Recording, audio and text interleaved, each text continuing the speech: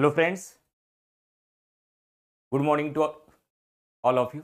आज मॉर्निंग नहीं बल्कि इवनिंग है और लगातार यूट्यूब पर आप लोगों से मॉर्निंग में ही बात हुई, इसलिए मॉर्निंग की आदत भी पड़ गई है। लेकिन good evening to all of you, जितने भी लोग आ चुके हैं क्लास में। और सभी लोग एक बार लिंक को शेयर कर दीजिए और अपने सभी साथियों को जल्दी से जोड़िए, ताकि सभी लोग जल्दी से जल्दी क्लास में जुड़ जाएँ। लेकिन आज हम लोग करंट अफेयर की क्लास में नहीं बल्कि यूपी स्पेशल की क्लास में जुड़ने जा रहे हैं। और बहुत सारे बच्चे हैं इसमें बैचेस के, अलग अलग पीसीएस के भी, आरओ के लिए भी। और बहुत सारी बैच में ये यूपी स्पेशल की क्लास अभी आपकी नहीं हुई थी। और ऐसे भी बच्चे जो किसी बैच में नहीं हैं लेकिन यूपी स्पेशल अगर वो पढ़ना चाहते हैं, उनके पास एक सुनहरा अवसर है ये पढ़ने का। तो यहाँ पर यूपी पीसीएस के लिए, आरओ के लिए और खंड शिक्षा अधिकारी के लिए यूपी स्पेशल का ये बैच है। और ये बैच केवल प्रारंभिक परीक्षा के लिए है और प्रीलिम्स के लिए है, क्योंकि आगामी 11 फरवरी को आपको आरओ का एग्ज़ाम है और 17 मार्च को संभावित तिथि आपकी यूपी पीसीएस के लिए है। और दोनों ही परीक्षाओं में यूपी स्पेशल की एक महत्वपूर्ण भूमिका है। यहाँ से एग्जामिनेशन में क्वेश्चन 10 से 15 और हो सकता है इसकी संभावना 15 से 20 भी हो सकती है। तो ऐसे में उत्तर प्रदेश विशेष का महत्व बढ़ जाता है। और कई सारे बैचेस में बच्चों की डिमांड थी कि हम लोगों की यूपी स्पेशल की क्लास पूरी करा दी जाए। तो अलग अलग बैचों में जाकर अलग अलग जगह स्थान पर पढ़ाना तो थोड़ा सा दिक्कत की बात थी, और अलग अलग क्लासेस में जाना, ऑनलाइन फिर अलग से पढ़ाना। इसलिए निर्णय लिया गया कि एक क्लास आपको रात में दी जाए, ताकि जितने भी जॉब वाले बच्चे हैं, नौकरियों में जो हैं या दिन में किसी अलग अलग क्लासेस में हैं, उनका समय भी ना जाया हो, जीएस के क्लास करने की वजह से उनको डिस्टर्बेंस भी ना हो, और रात में आकर सभी लोग घर पे इत्मीनान के साथ यूपी स्पेशल की क्लास कर सकें। इसीलिए ये निर्णय लिया गया कि यूपी स्पेशल की क्लास को रात में 9:30 से 11 बजे प्रोवाइड कराई जाएगी, ताकि हर बच्चा घर पर बैठकर ये क्लास लाइव भी कर सके और बाद में भी कर सके। तो उम्मीद करते हैं कि सभी लोग क्लास में आ चुके होंगे, जितने भी बच्चे एडमिशन वाले भी होंगे और जो यूट्यूब के भी व्यूअर्स हैं वो सब भी आ गए होंगे। एक बार लिंक को शेयर कर दीजिए ताकि सभी लोगों को अवसर मिल जाए यूपी स्पेशल पढ़ने का। 2 दिन क्लासेस ये यूट्यूब पर रहेंगी, उसके बाद ऐप पर ये क्लासेस हो जाएंगी। और ऐप पर आज भी क्लासेस हैं, जितने भी एडमिशन वाले जीएस छोड़ के छात्र हैं, चाहे वो यूपी पीसीएस के हों, चाहे आरओ के हों। बहुत सारे बच्चे होंगे जहाँ पॉलिटी तो हर जगह लगभग लगभग हो गई है, हर बैचेस में हो गई है, लेकिन यूपी स्पेशल बाकी था। और आप लोगों ने काफ़ी दिन से इस बात के लिए डिमांड भी कर रहे थे कि यूपी स्पेशल की क्लास शुरू की जाए। तो आज से यूपी स्पेशल की क्लास आपकी प्रारंभ हो रही है। ठीक है, चलिए। और उम्मीद करते हैं शायद ये टाइमिंग सबसे बेस्ट टाइमिंग आपकी होगी। मॉर्निंग में भी रखते करंट अफेयर की क्लास के बाद तो आपकी ऑफलाइन क्लासेस होती, शाम को भी रखते तब भी ऑफलाइन क्लासेस होती, 8 बजे भी रखते, कुछ क्लासेस रात में भी चलती, कुछ बच्चे रात वाली क्लास में यूपी पीसीएस प्री वाले में है। तो 9:30 बजे के बाद आपकी कोई क्लास नहीं है, कोई ऑफिस नहीं है, कोई प्राइवेट जॉब नहीं है, केवल पढ़ना है। यहाँ न पढ़ने की वजह केवल एक हो सकती है कि हम खुद ही नहीं पढ़ना चाहते। बाकी अगर आप पढ़ना चाहते हैं तो आज की क्लास में आप लोग सभी लोग लाइव भी आ सकते हैं और रेगुलर पढ़ भी सकते हैं। ठीक है, चलते हैं सीधा क्लास में और कुछ महत्वपूर्ण इन्फॉर्मेशन है। सबसे पहले इन्फॉर्मेशन पर चर्चा करते हैं, फिर सीधा चलेंगे हम लोग अपने यूपी स्पेशल की क्लास में। आईएएस पीसीएस के लिए मेंस का एक बैच हमेशा आपका जीएस में चलता है। तो मेंस का बैच इस समय 11:30 बजे से 12 दिसंबर से प्रारंभ हो रहा है आपका न्यू सब्जेक्ट के साथ। तो ये मेंस का होगा, केवल ये आईएएस और पीसीएस का बैच है। और मुख्य परीक्षा के लिए 11:30 बजे हाइब्रिड बैच होगा, जो आपका कब से आ रहा है, 12 दिसंबर से आ रहा है। और यूपी स्पेशल का क्लास आज से ही प्रारंभ हो रहा है 9:30 बजे, जिसमें आपकी 25 से 30 घंटे की क्लास होगी। यहाँ 30 प्लस घंटा मेंशन है, तो इससे आप परेशान मत होइएगा, क्योंकि ऑनलाइन क्लासेस में थोड़ा ऑफलाइन की तुलना में कम समय लगता है। तो 25 घंटे के से 30 घंटे के बीच में लगभग 25 घंटे में ये क्लास आपकी कंप्लीट हो जाएगी। ठीक है, और ये यूपी पीसीएस के लिए भी, आरओ के लिए भी और खंड शिक्षा अधिकारी तीनों के लिए महत्वपूर्ण होगी आपके लिए। साथ ही साथ अभ्यास बैच एक आरओ के लिए जीएस और हिंदी का स्टार्ट किया जा रहा है 11 दिसंबर को, जो कि ऑनलाइन बैच होगा। ये रात को स्टार्ट किया जाएगा, 8 पीएम से ये बैच आपका रहेगा। और यूपी पीसीएस प्री के टेस्ट सीरीज भी आपकी चल रही है, और ये टेस्ट सीरीज आपकी 10 दिसंबर से दूसरी टेस्ट सीरीज होगी। 3 दिसंबर को एक टेस्ट सीरीज आपकी हो चुकी है। टोटल इसमें 21 टेस्ट सीरीज है। और उसके अलावा आरओ के लिए टेस्ट सीरीज भी आपकी 10 दिसंबर को होगी, इसकी भी एक टेस्ट सीरीज आपकी हो गई है। तो आरओ के लिए भी अलग से टेस्ट सीरीज है और यूपी पीसीएस के लिए भी। किसी भी टेस्ट सीरीज में या किसी भी बैचेस में एडमिशन लेने के लिए आप ऑनलाइन भी ज्वाइन कर सकते हैं और कॉल करके भी जानकारी आप ले सकते हैं। ठीक है, चलिए सीधा चलेंगे क्लास में। और हमेशा की तरह सबसे पहले, क्योंकि आज उत्तर प्रदेश का पहला क्लास है, तो अलग अलग राज्यों से, विशेषकर उत्तर प्रदेश के सभी बच्चे आज जुड़ेंगे। तो उत्तर प्रदेश के बारे में सबसे पहले हम पाठ्यक्रम पर बात करेंगे। प्रारंभिक परीक्षा में यूपी पीसीएस में, आरओ में और खंड शिक्षा अधिकारी, इन तीनों एग्जाम में कितना इंपॉर्टेंस रहता है यूपी स्पेशल का। इनके अलावा जो एक दिवसीय भी परीक्षाएं उत्तर प्रदेश में आयोजित होती हैं, चाहे वो वीडियो का एग्जाम हो या कोई अन्य अधीनस्थ का एग्जाम हो, जो उत्तर प्रदेश आयोग द्वारा या उत्तर प्रदेश अधीनस्थ द्वारा जो आयोजित कराई जाती है, लगभग लगभग हर परीक्षाओं में उत्तर प्रदेश की स्पेशल की एक महत्वपूर्ण भूमिका है। कहाँ कितने क्वेश्चन की भूमिका है 2 मिनट की चर्चा करेंगे। उसके बाद उत्तर प्रदेश के टॉपिक में पूरे सिलेबस की चर्चा करेंगे। उसके बाद सीधा उत्तर प्रदेश के समान परिचय पर आ जाएंगे हमेशा की तरह। ठीक है, एक बार आप लोग लिंक को शेयर कर दीजिए और भी साथियों को जल्दी से जोड़िए जो अब तक क्लास में नहीं जुड़े हैं, ताकि सभी लोग जल्दी से जल्दी क्लास में जुड़ जाएं। उसके बाद हम लोग चर्चा करेंगे। फ्रेंड देखिए कि उत्तर प्रदेश में जितनी भी परीक्षाएं आयोजित होती हैं, फिलहाल अगर तुलनात्मक बात किया जाए, अगर हम बिहार की बात करें, अगर हम मध्य प्रदेश की बात करें, अगर हम राजस्थान की बात करें, तो उनकी तुलना में शायद उत्तर प्रदेश की परीक्षाओं में थोड़ा कम पार्टिसिपेशन है। जितना बिहार पीसीएस में या बिहार की किसी भी परीक्षा में बिहार स्पेशल देखने को मिलता है, जितना एमपी पीसीएस में, एमपी की किसी भी एग्जाम में आपको एमपी स्पेशल देखने को मिलता है, या राजस्थान के किसी एग्जाम में, आरएएस के किसी एग्जाम में राजस्थान स्पेशल देखने को मिलता है, उस मात्रा में अब तक उत्तर प्रदेश विशेष के प्रश्नों को उत्तर प्रदेश की परीक्षाओं में देखने को नहीं मिला है। लेकिन फिर भी अभी हाल फिलहाल में जिस तरीके से आयोग का माइंडसेट बदला है, वैकल्पिक विषय को समाप्त करके यूपी स्पेशल के 2 पेपर जोड़े गए, GS5 और GS6 के नाम से, और प्रारंभिक परीक्षाओं में भी हर एग्जामिनेशन में धीरे धीरे क्वेश्चन बढ़ रहे हैं। इस बात से हम लोग अंदाजा लगा सकते हैं, जो अभी क्वेश्चनों की भागीदारी केवल हमको 10 से 12 देखने को मिलती थी, हो सकता है आगामी परीक्षा समीक्षा अधिकारी में 15 से 20 देखने को मिल जाए। यूपीपीसीएस 17 मार्च को आपको हो सकता है 12 से 15 देखने को मिल जाए, और ऐसा हुआ भी है। ऐसा नहीं कि ऐसा हो जाएगा तो कोई बहुत अतिशयोक्ति होगी। आप लोगों को याद होगा कि 2016 की आरओ और एआरओ की एग्जाम, जब संशोधित एग्जाम 2020 में हुआ था, तो 18 क्वेश्चन यूपी स्पेशल के आ गए थे, और यूपीपीसीएस में भी इस बार शायद करंट अफेयर को जोड़ दिया जाए तो 10 से 12 क्वेश्चन थे। इसका मतलब ये एक टॉपिक जो है यूपी स्पेशल का, आपके सिलेक्शन के लिए, खासकर प्रारंभिक परीक्षा के लिए, चाहे वो आरओ का हो, चाहे यूपीपीसीएस का हो, या खंड शिक्षा अधिकारी का हो, या अधीनस्थ या आयोग के द्वारा संचालित कराए जाने वाले किसी भी एग्जाम की बात की जाए, उसमें एक महत्वपूर्ण भूमिका है। और जो सिलेक्शन वाले बच्चे हैं, जो गंभीर बच्चे हैं, जो मेहनती बच्चे हैं, वो एक एक क्वेश्चन के महत्व को समझते हैं। क्योंकि अल्टीमेटली लड़ाई जो कंपटीशन है मार्केट में, वो केवल 5-10 क्वेश्चन का ही कंपटीशन है। कंपटीशन 50-60 क्वेश्चन का थोड़ी ना है। कंपटीशन तो केवल 5-10 क्वेश्चन का होता है। अच्छे बच्चे 3-4 क्वेश्चन अधिक करके सिलेक्ट प्री क्वालिफाई कर लेते हैं, और 3-4 क्वेश्चन कम होकर हम प्रीलिम से कई बार बाहर हो जाते हैं। इसका मतलब है कि हमारे लिए बहुत महत्वपूर्ण है ये यूपी स्पेशल का टॉपिक, क्योंकि हम साल भर जीएस पढ़ते हैं, हिस्ट्री, ज्योग्राफी, पॉलिटी, इकोनॉमी, उसमें हमारी स्ट्रेंथ बन जाती है।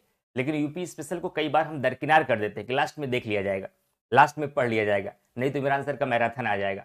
तो ये सोचकर कई बार आप लापरवाहियां कर बैठते हैं। लेकिन इसका भी अपना महत्व है, और हम चाहते हैं कि कोई भी जीएस वर्ल्ड का बच्चा जो किसी क्लासेस से जुड़ा हुआ है या यूट्यूब से जुड़ा हुआ है, तो कम से कम यूपी स्पेशल के किसी भी क्वेश्चन में, चाहे वो स्टैटिक पार्ट हो, बाकी करंट अफेयर के क्वेश्चन को मैं सुबह 7 बजे कराता ही हूँ, कोई क्वेश्चन गलत नहीं होना चाहिए। मेरा यही पूरा प्रयास रहेगा। तो उसी को ध्यान में रखते हुए यूपी स्पेशल के जितने टॉपिक हैं, आपने अब तक कभी यूपी स्पेशल नहीं पढ़ा, कोई बात नहीं।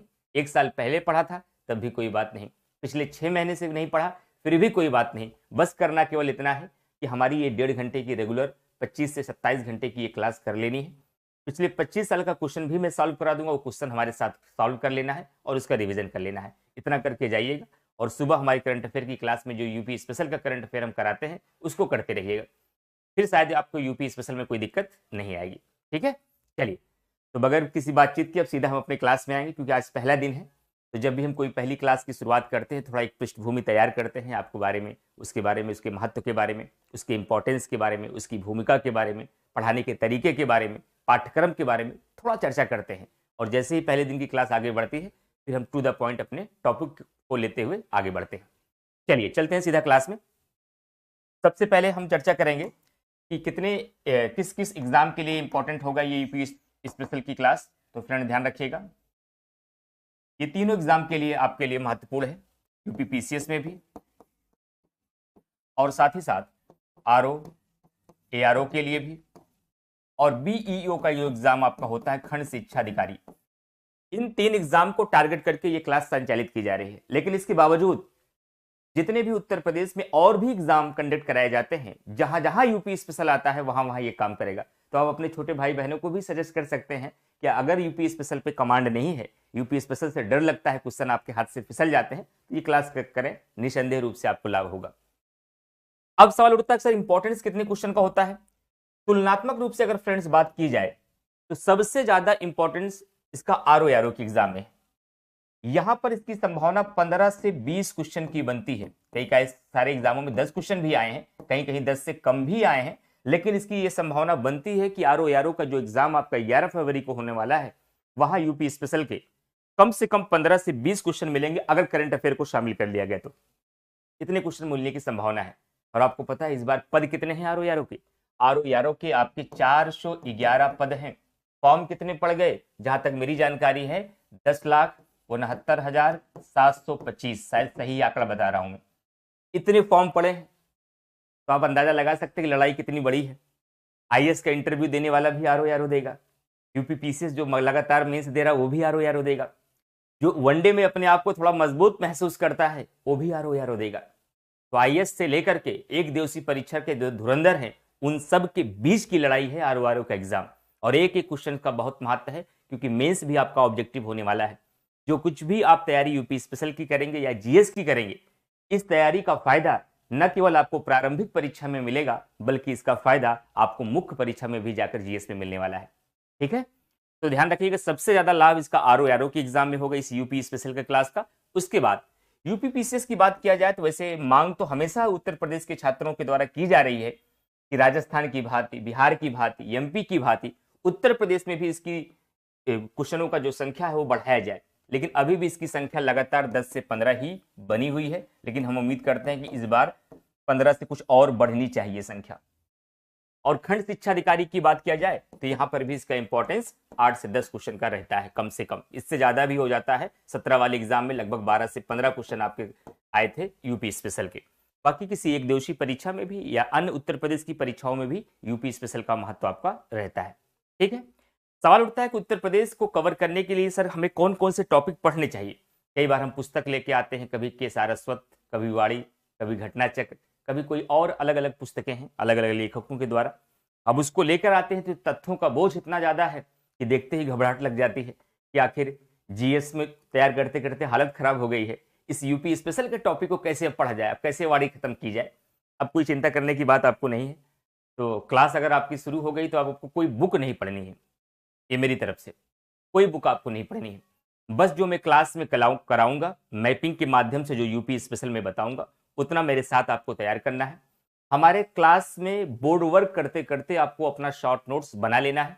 उसके बाद जो भी हम क्लास में कराएंगे दूसरे दिन आपको उसका पीडीएफ मिलता जाएगा, पीडीएफ फॉर्म में, पीपीटी फॉर्म में नहीं, वो पीडीएफ फॉर्म में आपको जाएगा। तो वो पीडीएफ आपको जैसे जैसे टॉपिक पढ़ते जाएंगे वो मिलता जाएगा, लेकिन वो कंप्लीट होगा, उसमें कुछ एक्स्ट्रा पॉइंट भी हम जोड़ देंगे जो आपको पीडीएफ दिया जाएगा।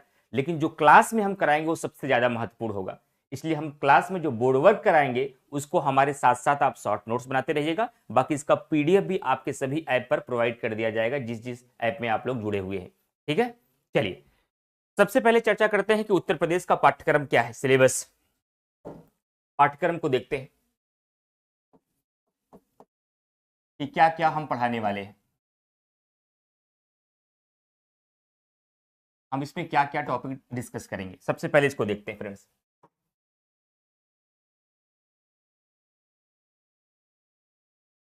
सारे टॉपिक को हम सबसे पहले मेंशन करेंगे, उसके बाद किस टॉपिक का कितना इंपॉर्टेंस है, एग्जाम में क्वेश्चन कहां से ज्यादा बनते हैं, कहां से कम बनते हैं, कहां से किस नेचर के बनते हैं, उसकी चर्चा करेंगे। सबसे पहला टॉपिक आपका हमेशा होता है उत्तर प्रदेश का समान परिचय। उत्तर प्रदेश का समान परिचय, ये सबसे पहला टॉपिक होगा। दूसरा होता है उत्तर प्रदेश में महत्वपूर्ण जिलों, महत्वपूर्ण मुख्यालय, जो महत्वपूर्ण जिलों के जो मुख्यालय हैं वो मुख्यालय पढ़ना होगा आपको। फिर उत्तर प्रदेश में बहुउद्देशीय नदी घाटी परियोजना। उत्तर प्रदेश में पहले दिन सिलेबस नोट कर लीजिए, पहले दिन सिलेबस इसलिए नोट करा देता हूं कि लास्ट में जिस दिन क्लास खत्म करूंगा ताकि आपके पास एक डेटा रहे कि जिस दिन सर ने इसकी शुरुआत की थी। मैं हर बैच में हमेशा ये करता हूं, चाहे पॉलिटी पढ़ाऊं, चाहे करंट अफेयर की शुरुआत करूं मैराथन का या यूपी स्पेशल का, पहले दिन ही आपको पाठ्यक्रम आपके सामने लिख देता हूं कि इसमें मैं क्या क्या पढ़ाने वाला हूं। फिर आपसे एक बार राय भी लेता हूं कि हम ही सर्वोत्तम नहीं है, हमारे सामने जो बच्चे पढ़ाई कर रहे हैं, बहुत सारे गंभीर छात्र हमारे सामने भी हैं, उनकी भी राय शामिल करता हूं कि कोई टॉपिक, कोई सेगमेंट अगर छूट रहा हो तो अपनी भी राय आप प्रस्तुत करें। उसको भी शामिल करने के बाद जब मेंशन कर देते हैं तो आपके पास एक खागा रहता है कि लास्ट तक हमें ये पढ़ना है। और अंतिम बार उसको हम चेक कराते हैं कि जितने टॉपिक हम लोगों ने शुरुआती दौर में लिखे थे क्या वो सारे टॉपिक हम लोगों ने कंप्लीट कर लिए या नहीं। अगर कोई बचा हो तो उसमें हम लोग सुधार कर सके। इसलिए सबसे पहले टॉपिक आज नोट कर लीजिए क्योंकि पहला दिन है। उत्तर प्रदेश का सामान्य परिचय, उसके बाद महत्वपूर्ण मुख्यालय, फिर उसके बाद उत्तर प्रदेश में उत्तर प्रदेश की बहुउद्देशीय नदी घाटी परियोजनाएं, बहुउद्देशीय बहुउद्देशीय नदी घाटी परियोजना, फिर उसके बाद उत्तर प्रदेश में खनिज, उत्तर प्रदेश में खनिज, उसके बाद अगला टॉपिक जो होगा उत्तर प्रदेश में वन्यजीव विहार एवं पक्षी विहार, उत्तर प्रदेश में वन्यजीव विहार। और आप सभी लोग घर पे हैं, उम्मीद करते हैं कि कॉपी पेन लेके बैठे होंगे और अच्छे से सब नोट करते रहिए। हम चाहते हैं कोई भी एक छात्र अगंभीर न रहे। जितने मनोयोग, जितनी निष्ठा और जितनी ईमानदारी के साथ हम इधर से काम करें, उतनी ही ईमानदारी के साथ अगर आप बैठ के पढ़ेंगे तो हमें और आनंद आएगा और मजा आएगा और डूब के पढ़ाने में मजा आएगा। कि आप लोग भी उधर से मेहनत करें तो हमको और मेहनत करना चाहिए। तो आप लोग भी पेन कॉपी लेकर बैठिए, हमारे साथ साथ सारे जो इंपॉर्टेंट पॉइंट्स होंगे उसको नोट करते रहिएगा। तो उत्तर प्रदेश के में वन्यजीव विहार एवं पक्षी विहार, वन्यजीव विहार एवं पक्षी विहार। और उसके बाद अगला टॉपिक होगा उत्तर प्रदेश के महत्वपूर्ण हवाई अड्डे, उत्तर प्रदेश के महत्वपूर्ण हवाई अड्डे। अगला टॉपिक होगा उत्तर प्रदेश के महत्वपूर्ण रेल मार्ग, उत्तर प्रदेश में रेल मार्ग। उसके बाद उत्तर प्रदेश में पार्क एवं सिटी। उसके बाद अगला टॉपिक होगा उत्तर प्रदेश में महत्वपूर्ण मेले और महोत्सव, उत्तर प्रदेश में महत्वपूर्ण मेले एवं महोत्सव। फिर अगला टॉपिक होगा उत्तर प्रदेश में महत्वपूर्ण शोध संस्थान, जहां से क्वेश्चन हर एग्जाम में आता है आपका। उत्तर प्रदेश में महत्वपूर्ण शोध संस्थान, उत्तर प्रदेश में महत्वपूर्ण शोध संस्थान। उसके बाद उत्तर प्रदेश में पार्क और सिटी हो गया, मेले और महोत्सव हो गया, शोध संस्थान हो गया। उत्तर प्रदेश में शिक्षा, मोस्ट इंपॉर्टेंट, उत्तर प्रदेश में शिक्षा।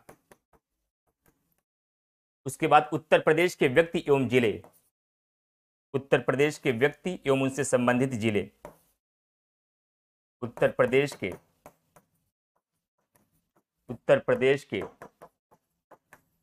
व्यक्ति एवं उनसे संबंधित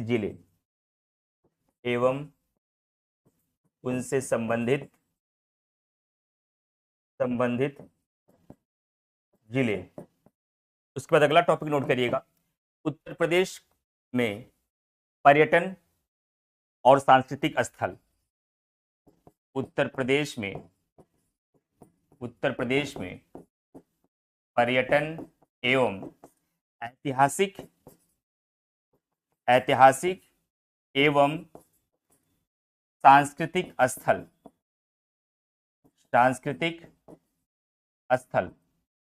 उत्तर प्रदेश में खनिज,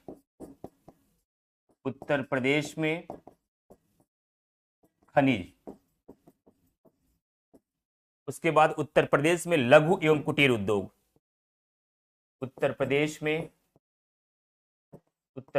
में लघु एवं कुटीर उद्योग,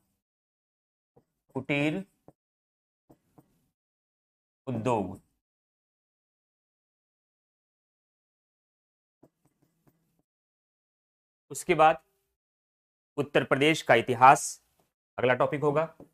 उत्तर प्रदेश का इतिहास, उत्तर प्रदेश का इतिहास, उत्तर प्रदेश के महत्वपूर्ण घराने, उत्तर प्रदेश के महत्वपूर्ण घराने। और अगला टॉपिक होगा उत्तर प्रदेश की जनजातियां, उत्तर प्रदेश की जनजातियां। और फिर एक टॉपिक बचेगा उत्तर प्रदेश में कृषि और उत्तर एवं मिट्टी। उत्तर प्रदेश में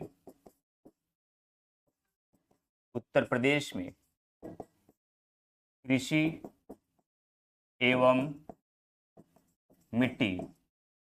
उसके बाद एक टॉपिक और नोट करिएगा, उत्तर प्रदेश में नगरों के उपनाम, उत्तर प्रदेश में नगरों के उपनाम,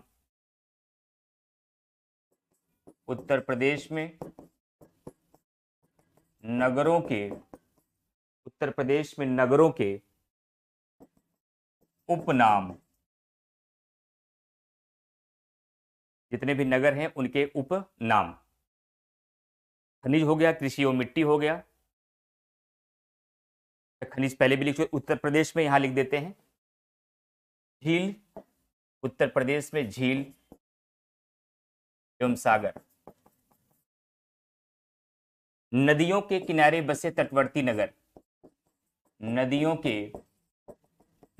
के किनारे बसे तटवर्ती नगर, तटवर्ती नगर। इतने सेगमेंट हैं, इसमें से कोई अगर छूटा नजर आ रहा हो तो आप बता सकते हैं। और एक टॉपिक और जोड़ सकते हैं, उत्तर प्रदेश में औद्योगिक संस्थान, उत्तर प्रदेश में औद्योगिक संस्थान, उत्तर प्रदेश में औद्योगिक संस्थान, औद्योगिक संस्थान। इतने सेगमेंट आपके उत्तर प्रदेश विशेष में हैं। प्रथम स्थान रखने वाले जिले भी हो गए। बजट वो लास्ट में करंट अफेयर का जब मैराथन होता है तो वहां पे कराया जाएगा, ठीक है, लास्ट में यूट्यूब पर होगा, वो करंट के मुद्दे में होगा। जनगणना भी अलग से होगा, जनगणना भी यूट्यूब पर ही होगी। उत्तर प्रदेश ही नहीं, पूरे भारत की भी जनगणना और उत्तर प्रदेश की भी जनगणना। हाँ, उत्तर प्रदेश में रामसर साइट, ये हम करा देंगे। उत्तर प्रदेश में रामसर साइट, बहुत अच्छी बात आपने कहा। और रामसर साइट के अलावा उत्तर प्रदेश में वन डिस्ट्रिक्ट वन प्रोडक्ट वाले जिले, ये भी करा देंगे।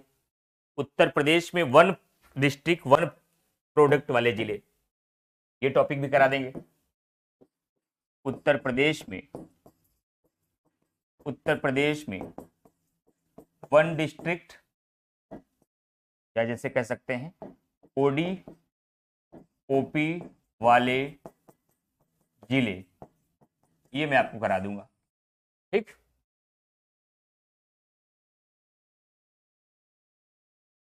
वो करंट के हैं, चर्चित यूपी के चर्चित स्थल, यूपी की महत्वपूर्ण नियुक्तियां, यूपी के महत्वपूर्ण निधन, उत्तर प्रदेश की योजनाएं, उत्तर प्रदेश के पुरस्कार, वो करंट के मुद्दे में होगा। नदियों के किनारे, हाँ, उत्तर प्रदेश के लोकगीत और लोक नृत्य, एक टॉपिक छूटा हुआ है, अच्छा आपने याद दिलाया। उत्तर प्रदेश के लोकगीत, बहुत इंपॉर्टेंट, शायद से मैंने लिखा है शायद, क्या लोकगीत एवं लोक नृत्य नहीं लिखा है, लोक नृत्य। उत्तर प्रदेश के लोकगीत एवं लोक नृत्य, ये सेगमेंट इसमें होंगे, ठीक। और बाकी जितनी चीजें होंगी वो करंट अफेयर उत्तर प्रदेश में होंगे। जितनी भी चीजें और समसामयिक मुद्दों की होंगी वो करंट अफेयर में हम लोग देखेंगे। एक बार लिंक को शेयर कर दीजिए, क्योंकि सिलेबस बताया जा रहा था, इसमें कुछ लोगों को थोड़ा सा बोरिंग लग रहा होगा, ऊब लग रही होगी कि सर ये तो जानते हैं, बहुत सारे लोगों को पता है, लेकिन जो औपचारिकताएं होती हैं वो की ही जाती हैं शुरुआती दौर में। 1857 की क्रांति में योगदान, वो उत्तर प्रदेश के इतिहास में आ गया। उत्तर प्रदेश के इतिहास में, उत्तर प्रदेश में जो प्राचीन इतिहास से संबंधित स्थल हैं, मध्यकालीन इतिहास से संबंधित जो चीजें हैं, और उत्तर प्रदेश में फिर आधुनिक काल में जितने भी 1857 के से संबंधित व्यक्ति एवं जिले थे। 1885 के बाद भारतीय राष्ट्रीय कांग्रेस की स्थापना हुई, तो कितने सम्मेलन यहाँ पर हुए, उत्तर प्रदेश में कौन कौन सी घटनाएं हुई, उत्तर प्रदेश के इतिहास को कंप्लीट कराएंगे। कला और संस्कृति का ही हिस्सा है वो, जो आपको मैंने सांस्कृतिक स्थल बताए हैं, ऐतिहासिक और सांस्कृतिक स्थल, वो कला और संस्कृति में है फ्रेंड्स, ठीक है। इतने सेगमेंट आपको कराएंगे। उत्तर प्रदेश के जीआई टैग, चलिए एक आप लोगों की मांग पर और जोड़ देते हैं। एक लोग आप लोगों की मांग है उत्तर प्रदेश का जीआई टैग भी करा दीजिएगा सर। ठीक है, करा देंगे। उत्तर प्रदेश के जीआई टैग ये करा देंगे हम। उत्तर प्रदेश के जीआई टैग ये हम लोग करेंगे यहाँ पर। ठीक है, अब इसमें से जो क्वेश्चन सबसे ज्यादा आते हैं, तो 5 टॉपिक से सबसे ज्यादा सवाल उठते हैं। सबसे ज्यादा सवाल तो उत्तर प्रदेश का जो समान परिचय आज पढ़ेंगे और कल पढ़ेंगे, जो आप यूट्यूब पर ही पढ़ लेंगे, समान परिचय से ही हर परीक्षा में 3 सवाल या 4 सवाल मिल जाते हैं। 3 से 4 सवाल समान परिचय से मिल जाते हैं। अगर उसके बाद दूसरा कोई सबसे ज्यादा इंपॉर्टेंट है, उत्तर प्रदेश के जो महत्वपूर्ण शोध संस्थान है, जैसे घास एवं चारा अनुसंधान केंद्र, साग भाजी अनुसंधान केंद्र, उत्तर प्रदेश कृषि अनुसंधान परिषद, उत्तर प्रदेश गन्ना अनुसंधान, दलहन शोध संस्थान, ये जो शोध संस्थान बनाए गए, उसके बाद सवाल यहां से आते हैं। फिर वन्यजीव बिहार, पक्षी बिहार से आते हैं। फिर लोकगीत और लोक नृत्य से आते हैं। फिर उत्तर प्रदेश की शिक्षा से आते हैं। बहुउद्देशीय नदी घाटी परियोजना से आते हैं। इन सेगमेंट से क्वेश्चन आपके एग्जामिनेशन में अधिक आते हैं।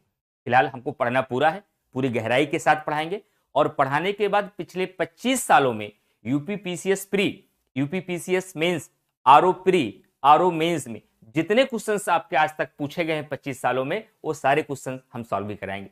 ठीक है, ये इतनी बातें होंगी, इसलिए मैंने सबसे पहले ही बता दिया कि क्या क्या मैं इस क्लास में आपको कराऊंगा। अब हेडिंग बनाइए, कॉपी खोलिए, और पहला टॉपिक मैपिंग के साथ हमारे साथ आप लोग वर्क करते रहिए। और पहली हेडिंग बनाइए उत्तर प्रदेश का समान परिचय। सबसे पहली हेडिंग बनाइए उत्तर प्रदेश का समान परिचय। उत्तर प्रदेश का समान परिचय। अब यहीं से क्वेश्चन बनना आपकी स्टार्ट हो जाएंगे।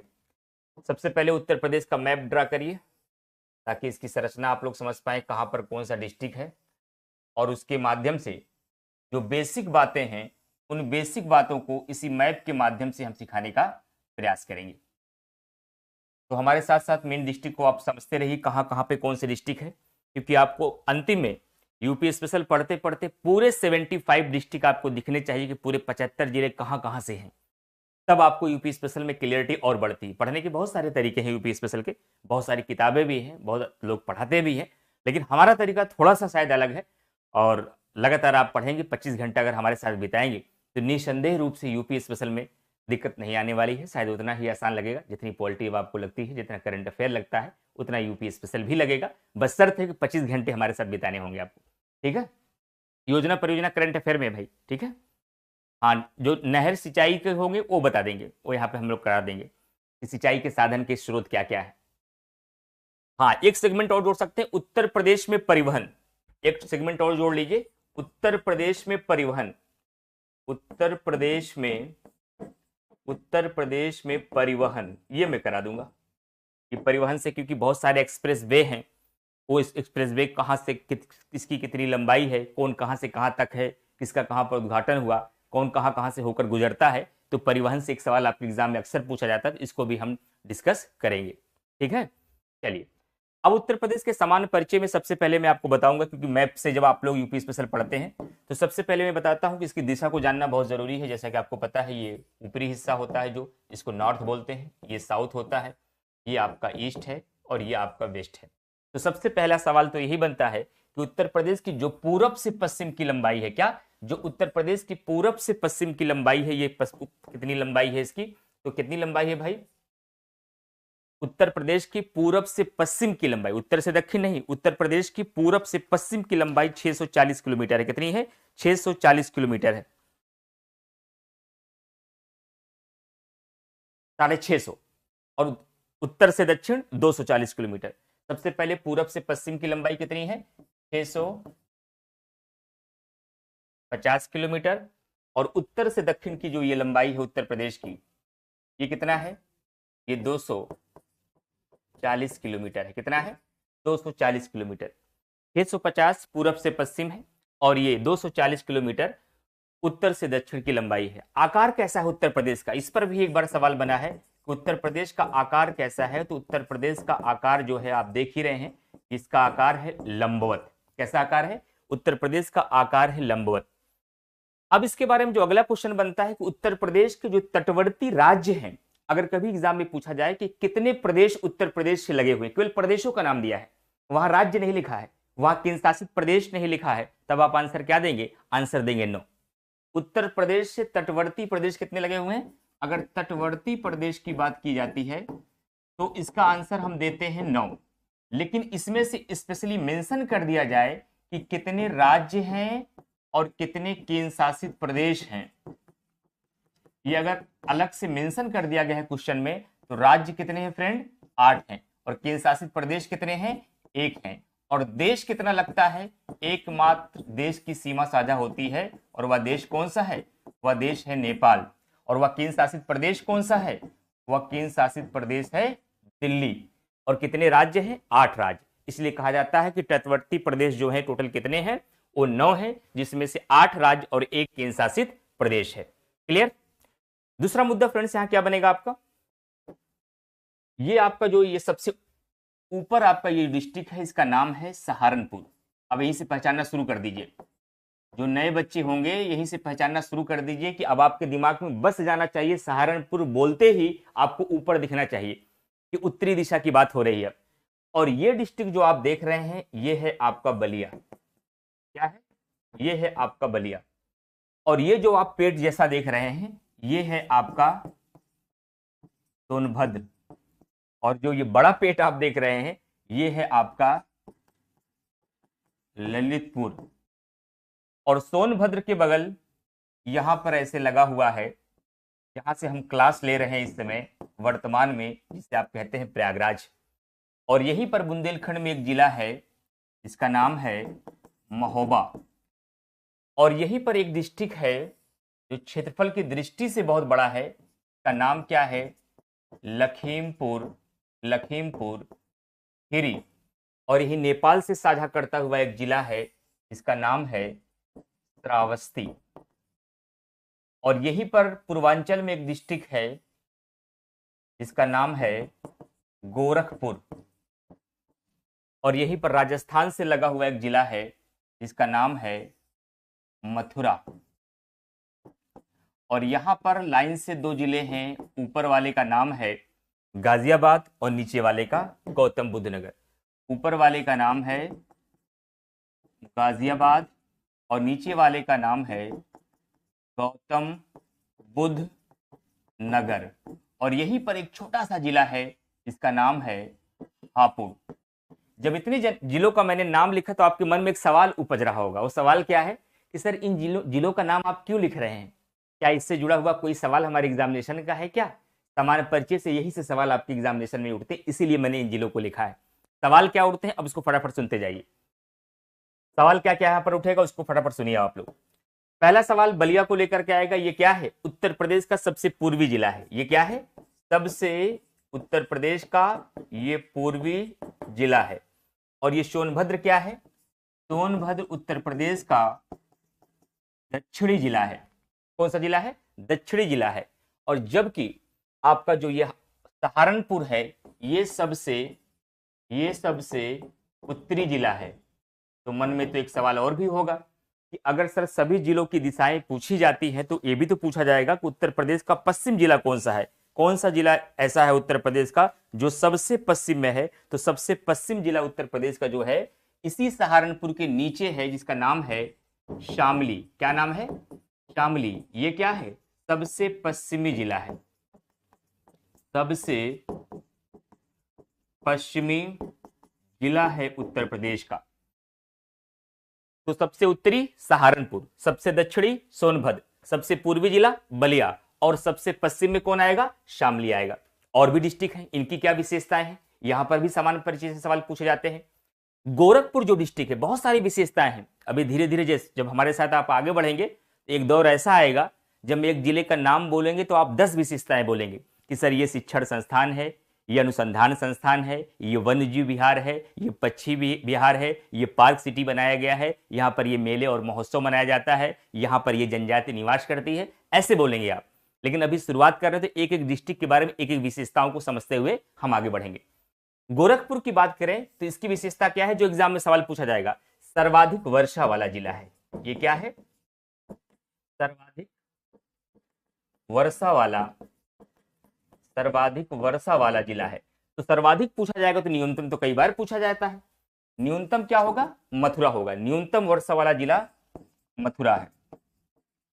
न्यूनतम वर्षा वाला जिला क्या है? मथुरा है। और उसके बाद प्रयागराज की बात करते हैं। ये किस लिए विशिष्ट है? ये सर्वाधिक जनसंख्या है। कैसी जनसंख्या है इनकी? सर्वाधिक जनसंख्या वाला जिला है। सर्वाधिक जनसंख्या वाला जिला है। और ये सबको पता है, कंफ्यूजन होगा यहां पर जब ये पूछेगा कि न्यूनतम जनसंख्या वाला जिला कौन सा है उत्तर प्रदेश में, तो ये जो महोबा है, जो बुंदेलखंड का हिस्सा है, ये न्यूनतम जनसंख्या वाला जिला है। क्या है ये आपका न्यूनतम जनसंख्या वाला जिला है। सर्वाधिक जनसंख्या प्रयागराज की, न्यूनतम जनसंख्या महोबा की। अब जनसंख्या का मामला है तो एग्जामिनर फंसाएगा एक जगह पे। जब पूछेगा कि सर्वाधिक जनसंख्या घनत्व किस जिले का है, तो आपको डाउट आएगा कि प्रयागराज में जनसंख्या के मामले में सर ने बताया था। ये केवल जनसंख्या की बात है, प्रयागराज की जनसंख्या सर्वाधिक है। लेकिन अगर पूछता है एग्जामिनेशन में सर्वाधिक जनसंख्या घनत्व वाला जिला कौन सा है, तो आंसर बदल जाएगा। तो ये जो गाजियाबाद है, ये सर्वाधिक जनसंख्या घनत्व वाला जिला है। ये क्या है? सर्वाधिक जनसंख्या घनत्व वाला जिला है। सर्वाधिक जनसंख्या घनत्व वाला जिला है। तो यहां भी सर्वाधिक पूछा गया तो न्यूनतम भी पूछा जाएगा कि न्यूनतम जनसंख्या घनत्व वाला जिला कौन सा है? ये ललितपुर है। ललितपुर क्या है? न्यूनतम जनसंख्या घनत्व है। न्यूनतम जनसंख्या घनत्व है। अब उसके बाद क्या बचा सर? अभी श्रावस्ती बचा है, अभी लखीमपुर खीरी बचा है, अभी हापुड़ बचा है, अभी गौतम बुद्ध नगर बचा है। गौतम बुद्ध नगर क्यों चर्चा में है? गौतम बुद्ध नगर में सर्वाधिक साक्षरता है। क्या है यहां पर? सर्वाधिक साक्षरता है। जो मेन जनगणना के क्वेश्चन आते हैं तो यहीं से क्लियर हो गए आपके।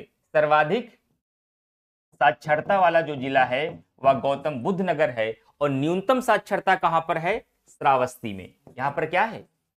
न्यूनतम साक्षरता है। अब केवल 2 पॉइंट आपके पास बचे। एक रह गया लखीमपुर खीरी और एक रह गया हापुड़।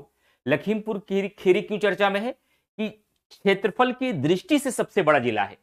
ये लखीमपुर खीरी जो है, ये क्षेत्रफल की दृष्टि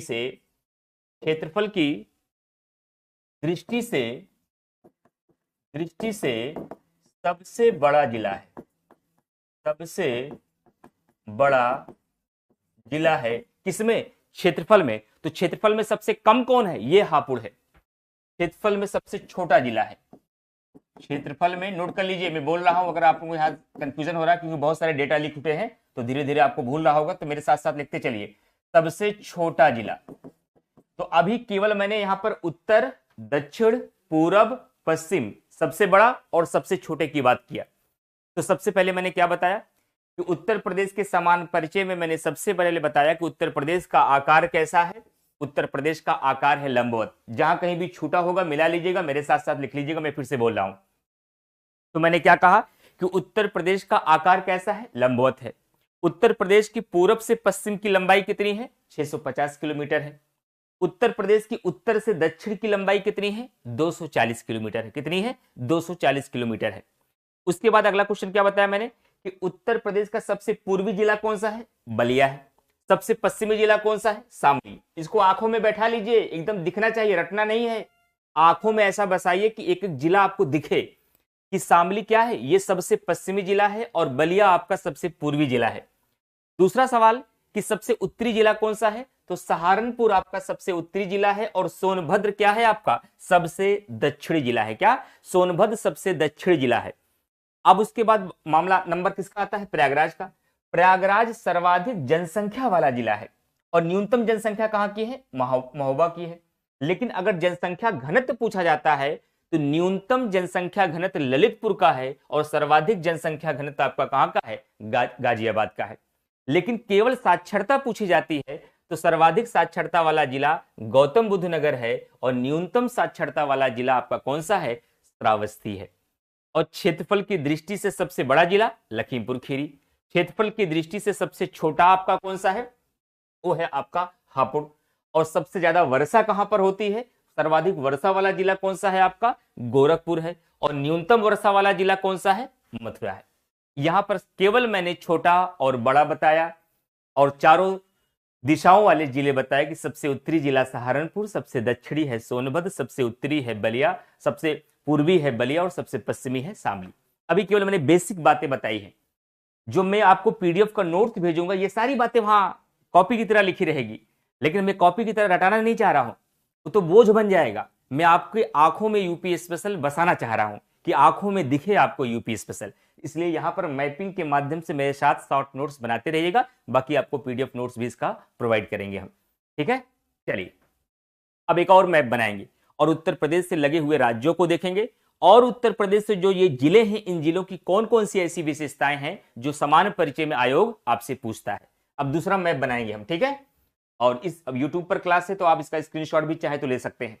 आगे बढ़ते हैं, एक दूसरा मैप बनाएंगे, कुछ और बातों को बताएंगे। उत्तर प्रदेश से कौन कौन से राज्य लगे हैं, कहां पे कौन सा देश लगा है, कौन सा केंद्र शासित प्रदेश है, कितने एनसीआर के जिले हैं, वो सारी बातों की हम चर्चा करेंगे अब अगले पॉइंट में। चलिए एक और मैप बनाएंगे हम लोग।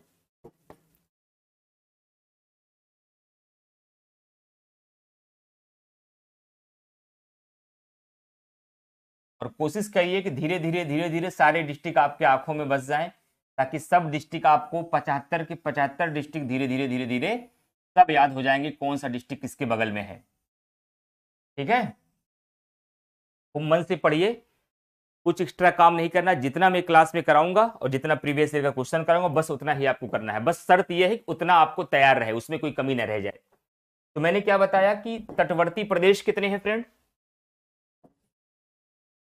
तटवर्ती प्रदेश की बात जब हमने किया तो कितना बताया था आप लोगों को, 9 बताया था ना। जिसमें से राज्य कितने थे, जिसमें से राज्य कितने हैं, 8, ठीक। और यूटी का मतलब हुआ यूनियन टेरिटरी, इसमें कितने हैं, 1 है। अब वो 8 राज्य कौन कौन से, इसमें भी कई बार डाउट आ जाता है, इसमें भी सवाल पूछा गया है। तो सबसे पहला राज्य ये टच करता है उत्तर प्रदेश को, जिसका नाम है एचपी। ये एचपी का सिलेंडर नहीं है, एचपी का पेट्रोल पंप भी नहीं, हिंदुस्तान पेट्रोलियम, इसका नाम है हिमाचल प्रदेश। उसके बाद दूसरा राज्य आपका ये है जिसका नाम है यूके, और यहां यूके का मतलब उत्तराखंड नहीं, यूनाइटेड किंगडम नहीं बल्कि उत्तराखंड है। उसके बाद तीसरा जो है ये राज्य नहीं है, ये बल्कि देश है जिसका नाम है नेपाल। इसकी सीमा यहां से लेकर के यहां तक लगी है, और यहां से लेकर के, अब ध्यान से समझिएगा, पूरे मैप से समझिए, रटना ही नहीं है यहां पर। अब ये देखिए, ये जिला तो आप पहले से पहचान चुके हैं, ये कौन सा जिला है, इसकी पहचान मैंने करा दी है।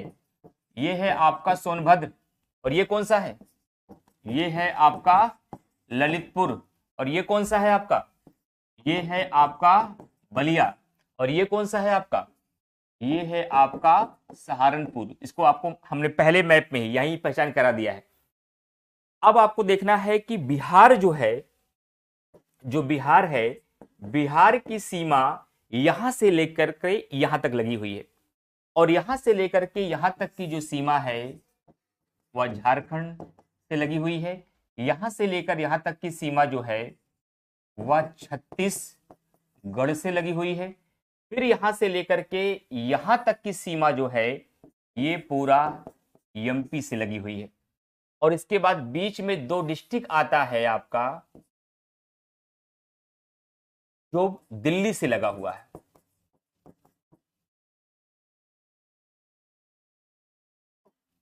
ये 2 डिस्ट्रिक्ट जो आता है, जो ऊपर गाजियाबाद नीचे गौतम बुद्ध नगर है, ये दिल्ली से लगता है, और यहां तक आपको मैंने बताया ये एमपी है, और यहीं पर आपके आगरा और मथुरा 2 जिले किससे लगते हैं, राजस्थान से लगते हैं, और ऊपर है आपका हरियाणा।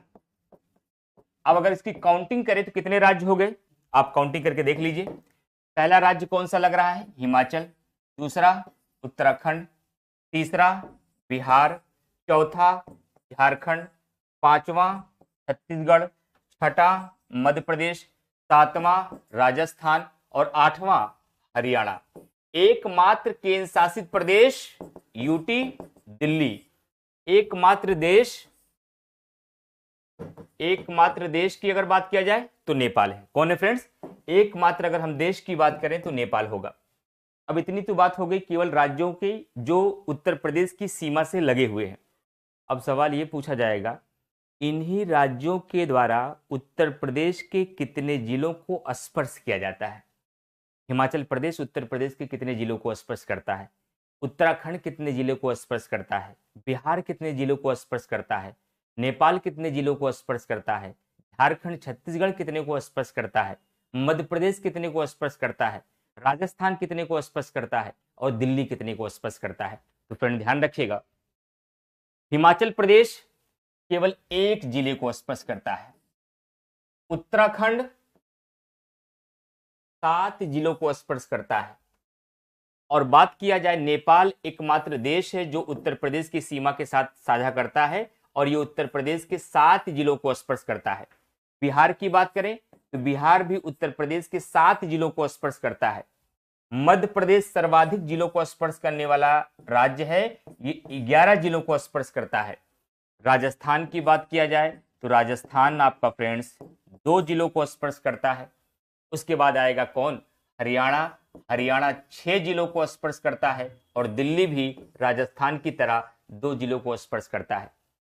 जब कल का सेशन उत्तर प्रदेश का सामान्य परिचय पूरा होगा तो दूसरा सेशन हम यही बताएंगे कि उत्तर प्रदेश के राज्यों से लगे हुए उत्तर प्रदेश के जिले, तब वहां आपको सब ये हम उन जिलों का नाम भी बताएंगे। अभी तो केवल मैं उनका संख्या बता रहा हूं कि हिमाचल प्रदेश कितने को? 1 को, उत्तराखंड कितने को? 7 को, नेपाल कितने को? 7 को, बिहार कितने जिलों को? 7 को, मध्य प्रदेश कितने जिलों को? 11 को, राजस्थान 2 को, हरियाणा 6 को और दिल्ली भी 2 को।